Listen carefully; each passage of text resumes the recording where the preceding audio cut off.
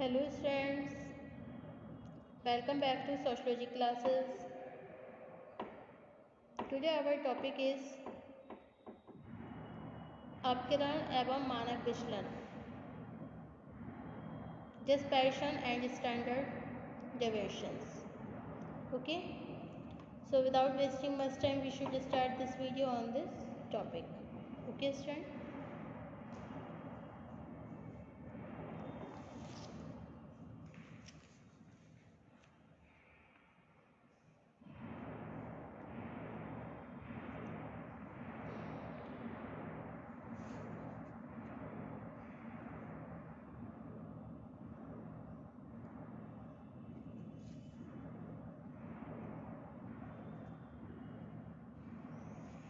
व्यावहारिक रूप से किसी भी समग्र श्रेणी सीरीज ऑफ आइटम्स के विभिन्न पद आकार की दृष्टि से समान नहीं होते हैं, बल्कि उनमें काफ़ी निरंतरता देखने को मिलती है।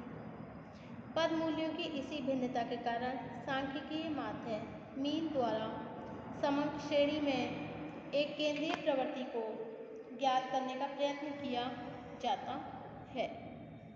ओके,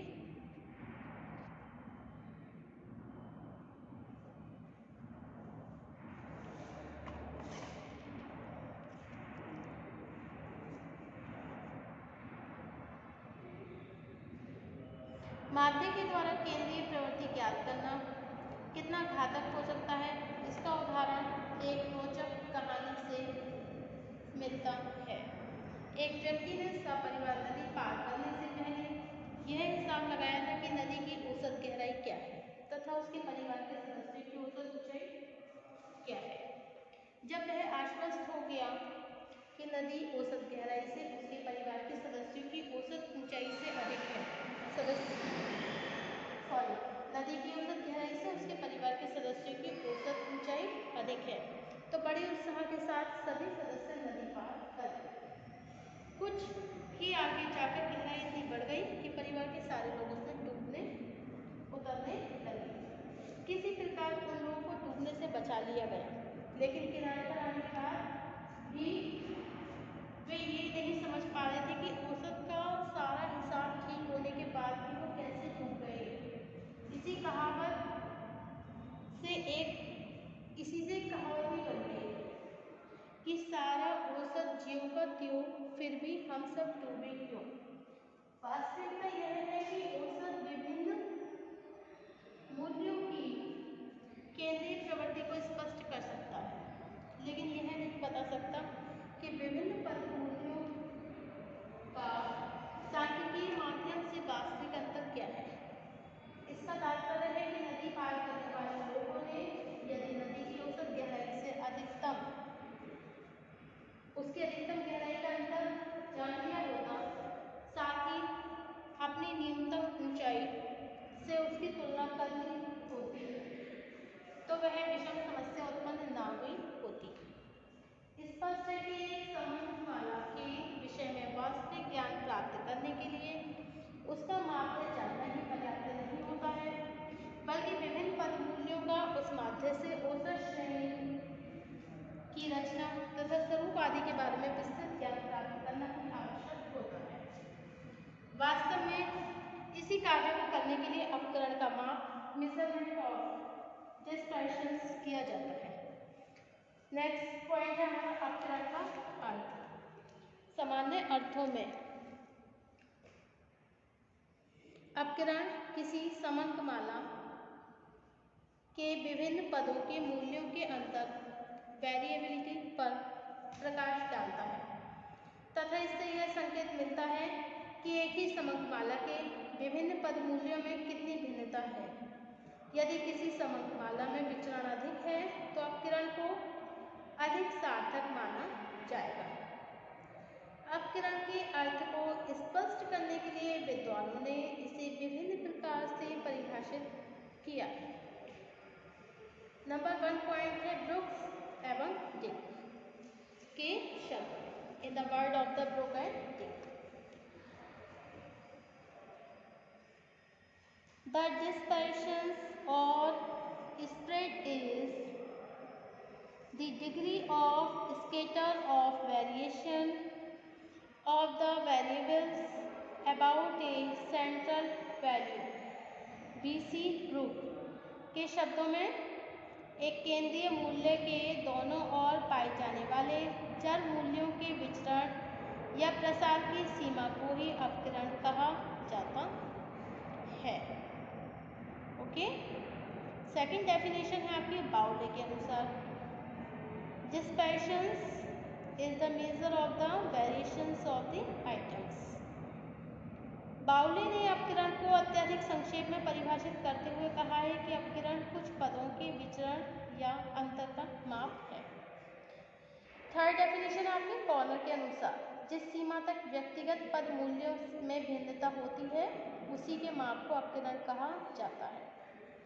वास्तव में अपकिरण शब्द का प्रयोग दो अर्थों में किया जाता है। प्रथम अर्थ में अपकिरण से तात्पर्य एक समंक माला के सीमांत पदों के विस्तार अथवा सीमा विस्तार से है। इसके अनुसार अपकिरण हमें उन सीमाओं के अंतर का बोध कराता है जिसके अंदर समंक माला के विभिन्न पद विद्यमान होते हैं। दूसरे अर्थ में अपकिरण का तात्पर्य समंक माला के माध्यम से लिए गए विभिन्न पदों के विचलनों का माध्य, average of the deviations for an average of the series होता है। ओके, अब नेक्स्ट है अपकरण के मुख्य उद्देश्य क्या है। वास्तविकता यह है कि आर्थिक सामाजिक क्षेत्र में आय अथवा संपत्ति के वितरण की समानता या समानता का माप करना अथवा उनका तुलनात्मक अध्ययन करना अपकरण का प्रमुख उद्देश्य होता है।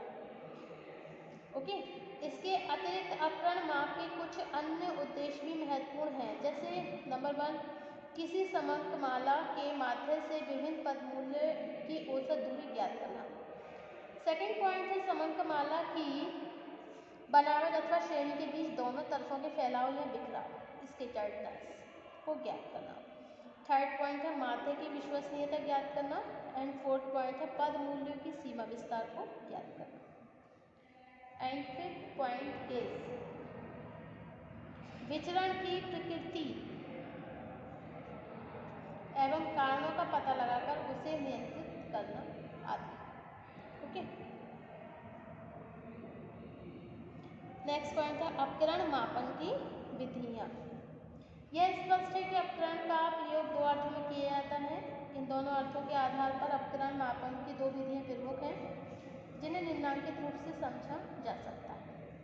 नंबर 1 है सीमा विधि, मेथड ऑफ लिमिट्स, जिसमें आती है रेंज, विस्तार अथवा परास।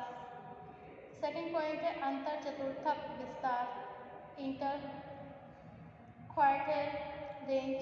एंड नंबर 3 है अर्ध अंतर चतुर्थक विस्तार तथा चतुर्थक विचलन, सेमी इंटर क्वार्टाइल रेंज और क्वार्टाइल डेविएशंस। सेकंड है आपका विचलन माध्य विधि, method of averaging deviations.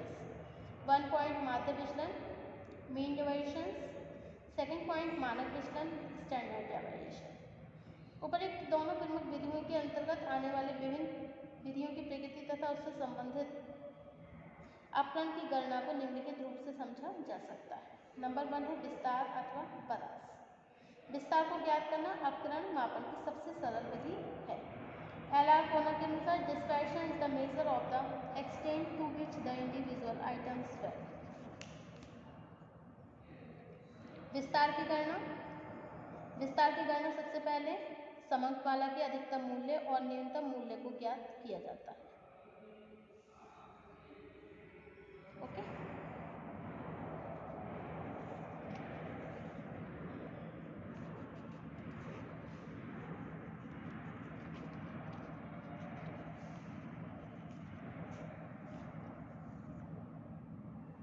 Okay, mean deviations क्या होता है? माध्य विचलन। माध्य विचलन को औसत विचलन भी कहा जाता है। यह एक ऐसी विधि है जिसके अंतर्गत एक समंक माला के सभी पदों को ध्यान में रखते हुए गणना की जाती है। माध्य विचलन क्या है, इसे स्पष्ट करते हुए एल्हांस ने लिखा है कि समंक श्रेणी का माध्य विचलन केंद्रीय प्रवृत्ति के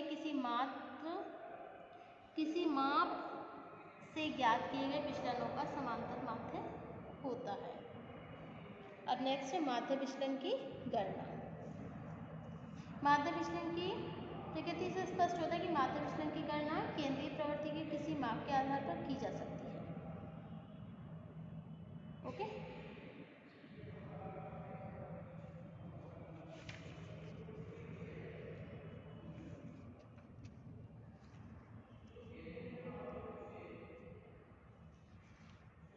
ओके। मानक विचलन क्या होता है? What is standard deviations? मानक विचलन अथवा प्रमाप विचलन द्वितीयक स्तर का माध्य average of the second order है। वास्तविकता यह है कि जब हम किसी समंकमाला में दिए गए वास्तविक पद मूल्यों के आधार पर एक ही केंद्रीय प्रवृत्ति को ज्ञात करने का प्रयत्न करते हैं तो इसे प्रथम स्तर का माध्य कहा जाता है। लेकिन जब माध्य को आधार मानकर हम किसी अन्य माप को जानने का प्रयत्न करते हैं तो वह द्वितीयक स्तर का माध्य बन जाता है। इसका उपयोग विभिन्न पदों अथवा इकाइयों के माध्यम से विचलन ज्ञात करने के लिए किया जाता है। मानक विचलन विधि का प्रयोग सर्वप्रथम कॉल पियर्सन ने किया था। इसकी प्रकृति को स्पष्ट करते हुए एल्होंस के शब्दों में मानक विचलन अंगणितीय माध्य से मापे गए विचलनों के वर्गों के माध्य का वर्गमूल होता है। ओके,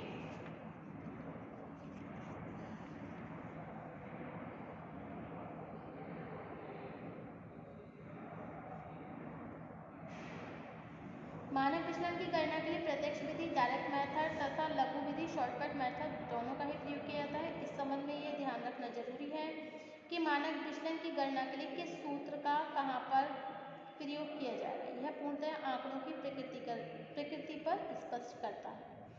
एक और सरल खंडित अविच्छिन्न श्रेणी में मानक विचलन को ज्ञात करने की विधियाँ अलग अलग हैं, तो दूसरी ओर आंकड़ों से व्यवस्थित और अव्यवस्थित होने की स्थिति में इसकी गणना विभिन्न रूप से की जाती है। विभिन्न प्रकार की श्रेणियों में मानक विचलन को हम ज्ञात कर सकते हैं।